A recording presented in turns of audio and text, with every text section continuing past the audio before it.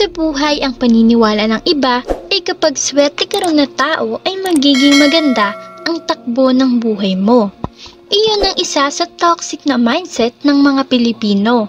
Hindi naman kasi nadadaan sa swerte pag buhay ang usapan. Nakalimutan na ng nakakarami na walang swerte umala sa buhay. Kapag nagpasya ka lang na kumilos at magpatuloy mangarap ay doon lang gaganda at giginhawa ang buhay mo. Isa rin sa mga nakalimutan ng mga nakakarami na kung mabait ka sa iyong kapwa ay doon lang bubuhos ang biyaya para sa iyo. Masyado kasing nagpabulag ang mga tao sa kayamanan at inggit sa ibang tao kaya nakalimutan na nila na ang pagiging mabait at kontento ang isa sa susi para maging maganda ang buhay mo. Kapag mabait ka, mas maraming blessings ang ibibigay sa iyo ng Diyos. Tara na mga kakwentuhan! Atin nang tunghayan at pakinggan ang isa na namang kwentong mapupulutan ng aral at inspirasyon sa buhay. Kwentong pinamagatang The Good One. Isa si Christian sa mga taong naniniwala na kabutihan ng isa sa susi tungo sa masaya at payapang pamumuhay. Naniniwala siya na sa pamamagitan ng kabutihan ay maaari ring maging payapa ang mundo. Hindi perpekto ang buhay ni Christian. Hindi nga niya makita ang sarili niya sa isang maswerteng tao ngunit hindi yan naging hadlang upang tumigil siya sa pagiging mabuti sa kanyang kapwa. Kumusta ang trabaho na inaplayan mo kahapon, Christian? Bungad na tanong ng isang lalaki pagpasok pa lamang ni Christian sa kusina. Ang lalaki ay abala sa pagtitimpla ng kape habang prenting nakaupo.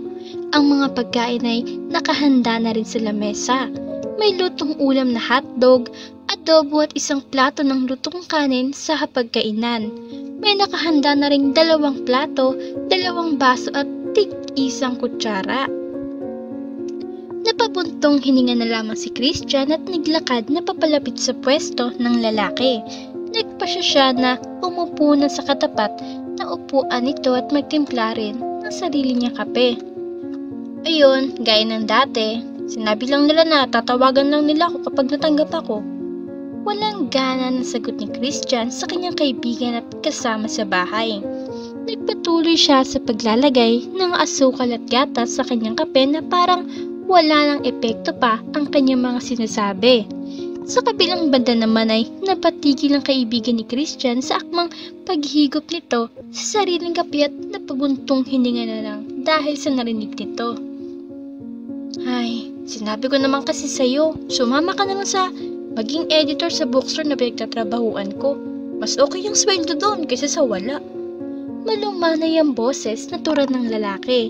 Base sa tono ng pananalita nito, ay nais lamang niyang alokin ng trabaho ang kanyang kaibigan. Sandaling napatigil si Christian ngunit sa huli ay nagpatuloy pa rin ito sa paghalukay ng sariling tinimpla na kape. Sinabi ko rin naman kasi sa'yo na wala akong alam tungkol sa pagiging editor. Ni wala nga akong alam kung paano magsulat ng isang nobela. Mag-edit pa ba? Napabuntong hininga na lamang si Christian sa kanyang tinuran at ganon din naman ang kanyang kaibigan. Nagpatuloy ang oras na payapa lang silang dalawa na kumakain sa hapagkainan. Paminsan-minsan ay nagkwekwentuhan sila sa iba't ibang mga bagay hanggang sa natapos silang kumain. Matapos ay nagpaalam na rin ang kanyang kaibigan na papasok na ito sa kanyang trabaho. Kinabukasan ay balik na din sa dati niyang routine si Christian, ang walang kapaguran na paghahanap ng trabaho. 6:00 pa lamang ng umaga ay nasa labas na siya at nakikipagsapalaran sa paghahanap ng mapapasukang trabaho. Dahil high school graduate ng si Christian, ay sobra siyang nahirapan sa paghahanap ng matino at tigal na trabaho. Lahat ng kumpanya na ina-apply at pinupuntahan niya ay palaging hindi siya tinatanggap. Siguro ganun talaga dahil palaging college graduate lang ang tinatanggap ng halos lahat ng mga company sa mundo. Napabuntong hininga na lamang si Christian bago tuluyang lumabas sa kumpanya na inaplayan niya. Napanghuling nakatala sa kanyang listahan ngayong araw. Gustuhin man niyang magalit dahil sa pangmamaliit na ginawa sa kanya ng interviewer hindi niya magawa dahil sa pagod na kanyang nararamdaman. Mag-aalas 4 na rin kasi ng hapon at Kanina pa siya umaga sa paghahanap ng mapapasukan. Tanging noong oras lamang ng tanghalian siya tuloy nakaramdam ng pahinga. Nang makalabas na sa mapagmataas na kumpanyang iyon ay pagod na nakaupo si Christian sa gilid ng kalsada. Wala na siyang pakialam pa kung madumihan man ng suot niyang puting polong t-shirt at itim na slacks. Ang tanging nasa isipan lamang ni Christian ay ang makapagpahinga mula sa nakakapagod na ganyang ginawa. Mabuti na lamang dahil hapon na walang masyadong tao sa kalsada. Tanging mga sasakyan na lang at ilang mga tao ang makikita sa paligid. Matapos makainom ng tubig ay napatingin si Christian sa kanyang kapaligiran. Ang ilang mga tao na naglalakad ay may kanya-kanyang pinagkakaabalahan. Napabuntong hininga na lamang muli si Christian sa kanyang isipan at naiinggit sa mga ito dahil malaya nilang nagagawa ang kanilang mga gusto sa buhay na hindi pinoproblema ang kawalan ng trabaho. Napayuko na lamang si Christian at nagpa siya na tumayo mula sa pagkakaupo nito. Habang nagpapagpag ng kanyang suot na slack ay napaangat ang kanyang tingin dahil sa isang sigaw. "Yung bata nasasagasaan ng kotse!" Sigaw ng kung sino nakapagpakunot naman ng noo ni Christian. Napalingon siya sa tinuturo ng isang ali at nanlaki na lamang ang kanyang mga mata sa nakita. May isang batang babae na tumatakbo patawid ng kalsada habang may isang itim na kotse ang papasalubong sa kinaroroonan nito na ilang metro na lang ang layo. Kaagad na bumilis ang tibok ng puso ni Christian sa tanawin na kanyang nakikita. Naging mabilis sa mga pangyayari, basta na lamang na malaya ni Christian na humahakbang na siya patungo sa kinatatayuan ng batang babae, hanggang sa ang kanyang paghakbang ay naging pagtakbo na rin kalaunan. Napasigaw ang lahat dahil sa takot na baka masagasaan ng batang babae sa kadahilanan na malapit lang ang bata mula sa kinaroroonan ni Christian ay mabilis siyang nakalapit sa kinatatayuan nito. Nagtagumpay naman siya sa mahigpit na braso ng batang babae noong mahigit niya ito at mawala sa nanganganib na pangyayari. Kasabay ng paglampas ng patuloy na umaandar na itim na kotse ang pagbagsak naman ni Christian sa mainit na sementadong kalsada habang yakap ang batang babae na umiiyak na ngayon. Napamangyawi pa siya dahil sa sakit na nararamdaman niya dahil sa pagtama ng likod ng kanyang ulo sa sahig. Mabilis na nagsitakbuhan ng mga tao patungo sa kanilang kinasasadlakan. Ang iba ay tanging pakikiisyoso lamang ang rason ng paglapit samantalang iba naman ay tunay na nahahabag sa nasaksihang pangyayari at nais talaga na tumulong sa kanila. Sa hindi malaman dahilan ay biglang umikot ng paningin ni Christian hanggang sa naging blurry na ang nakikita niya kahit saan pa man siya tumingin. Naramdaman ni Christian ang pagtayo ng batang babae sa kanyang gilid ngunit wala roon ang kanyang atensyon. Patuloy na umiikot ang paningin ni Christian hanggang sa tuluyan na ngang nagdilim ang paningin nito. Huli na nang tuluyang makalapit ang mga tao sa kanila dahil nawalan na talaga ng malay si Christian. "Tumawag kayo ng ambulansya, dumudugo yung ulo ng lalaki!" Biglang sigaw ng isang babae. Baka sa boses at tono ng pananalita nito ang pag-aalala.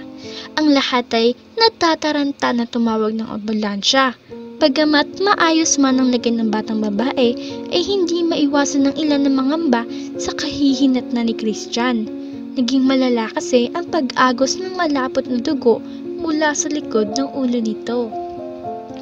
Makalipas lamang ilang oras ay nakarating na rin sa wakas ang ambulansya. Tulong-tulong at maingat na isinasakay ng mga medical practitioner ang dugoang katawan ni Christian sa loob ng ambulansya. Bilis na lumipas sa mga araw hanggang sa naging buwan at taon na ang nagdaan. Araw na ng Pasko ngunit nanatili na payapang nahimbing si Christian sa hinihigaan nitong puting hospital bed. Napabuntong hininga na lamang si Ray habang nakatingin sa mukha ng natutulog na si Christian. Si Ray ang lalaking kaibigan ni Christian at kasama sa bahay. "Hanggang kailan ka ba matutulog dyan, pare? Mag-iisang taon na pero tulog na tulog ka pa rin dyan." Pagkakausap ni Ray sa tulog na kaibigan na para bang sasagot ito sa kanyang mga sasabihin. Napakamot na lamang si Ray sa kanyang sentido at tumayo na mula sa pagkakaupo nito sa tabi ng hospital bed kung nasaan nakaratay si Christian. Akmang aayusin sana niya ang pagkakalagay ng kumot ni Christian nang biglang may kumatok. 3 katok ang ginawa ng tao mula sa labas ng pinto bago ito tuluyang bumukas. Mabilis na bumungad kay Ray ang batang babae na tinulungan ni Christian pati na rin ang nanay nito. Pumasok ang dalawa at bumati ng Merry Christmas sa kanya. Kamusta na siya? Biglang tanong ng ina ng bata. Napatigil tuloy si Ray sa pakikipaglaro nito sa batang babae at nag-angat ng tingin sa ginang. Isang malungkot na ngiti ang umukit sa kanyang labi dahil sa biglaang tanong nito sa kanya. Gaya nung una siyang makapasok sa ospital na to, hindi pa rin siya nagigising. Bakas ang matinding lungkot sa tono ng boses ni Ray. Nalulungkot siya dahil kung hindi pa rin ito magigising sa mga susunod na araw ay baka tumaas ang posibilidad na tuloy na itong di magmulat pang muli.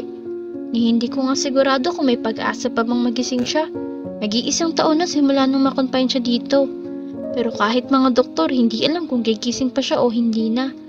Pareho na lamang silang napabuntong hininga dahil sa sitwasyon. Sabay silang napatingin sa bintana dahil sa pagsabog ng iba't ibang kulay ng fireworks sa labas. Sa kadahilan ng nakasara ang bintana ay tanging magandang tanawin lang ang kanilang nakikita at di nila naririnig ang ingay na ginagawa ng mga tao mula sa labas ng tahimik na ospital. At sino naman ang nagsabi sa'yo na hindi na ako magigising pa? Parehong nanlaki ang mga mata ng dalawa dahil sa kanilang narinig. Nakatingin pa ang mga ito bago nagpa siyang lumingon sa pinanggalingan ng boses. Merry Christmas sa inyo! Dagdag pa na angas ni Christian habang may maliit na ngiti sa kanyang labi. Isang ngiti ang mabilis na umukit sa mga labi nila at tanging kasiyahan lamang ang kanilang nararamdaman. Dahil sa hinaba-haba ng nagdaang mga buwan at araw ay sa wakas, nagising na rin si Christian. Nang makalabas at matapos ma-discharge si Christian sa hospital ay kaagad itong inalok ng ginang na maging CEO ng kumpanya dito sa Pilipinas. Ang sabi pa ng ginang ay iyon daw ang gusto niyang itulong kay Christian dahil nabalitaan niyang wala itong mapasukang trabaho dahil ito ay high school graduate lang at yun ay dahil sa pagligtas na ginawa nito para sa kanyang anak. Noong una ay umayaw si Christian sa magandang alok ng ginang dahil masyado kasing sobra ang binibigay nito sa kanya, ngunit dahil sa pakiusap ng ginang ay pumayag na rin siya sa alok nito sa kanya. Matapos mailipat sa pangalan ni Christian ng kumpanya ay agad na umalis sa mag-ina at lumipat patungo sa US upang doon na tumira. Sa paglipas ng panahon ay naging malago ang kumpanya na iniwan ng ginang sa kanyang pangangalaga at doon na patunayan ni Christian na kung talagang mabait ka ay bubuhos ang biyaya para sa iyo at habang nabubuhay siya ay nangako siya sa Diyos na mananatili siyang mabuti sa kanyang kapwa. Good morning, Mr. Christian Salcedo, one of the most successful businessmen here in the Philippines. May isa lang po akong katanungan. Actually, lahat po ng tao ay gusto itong itanong sa iyo pero hindi nila magawa dahil palagi kang napapalibutan ng iyong mga bodyguard. So, here's the question. Paano po kayo nakarating sa kinalalagyan niyo ngayon, Mr. Christian? Masigla ang boses na anas ng babaeng reporter. Isang ngiti ang agad na umukot sa labi ni Christian dahil sa naging tanong nito sa kanya. Well, actually, wala ko ngayon dito sa harapan mo kung hindi dahil sa isang tao. Isang tao na pinakitaan ko ng kabutihan kaya sinuklaan din ako ng kabutihan. Kaya ang masasabi ko lang sa lahat ng mga makakanood nito, huwag kang mapapagod na maging mabuti at gumawa ng tama sa lahat ng oras. Dahil malay mo, baka katulad ko ay suklian ka rin ng tadhana ng deserbong kabutihan. Isa pang ngiti ang umukit sa labi ni Christian. Maraming salamat sa panonood mga kakwentuhan. Huwag kakalimutang mag-subscribe at pindutin ang notification bell para lagi kayong updated sa ating mga bagong istoryang mapupulutan ng aral at inspirasyon sa buhay. Hanggang sa susunod nating istorya mga kakwentuhan.